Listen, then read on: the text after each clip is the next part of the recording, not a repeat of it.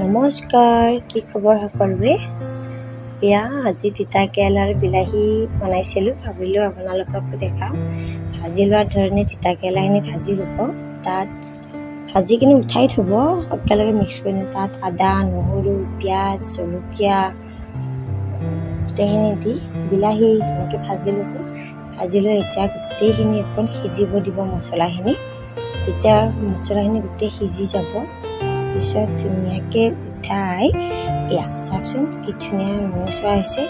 তাত ভাজি লোৱা তিতা কেৰেলাখিনি এনেকৈ পেলাই দিলোঁ, পেলাই ভাজি ল'লোঁ। তাত অকণমান পানী দি যাতে তিতা কেৰেলা বিলাহী গোটেইখিনি মিহলি হৈ যায়, এনেকৈ গোটেইখিনি দিয়াৰ পিছত ঢাকোনখন মাৰি কম জুইত ভাজি ল'লোঁ।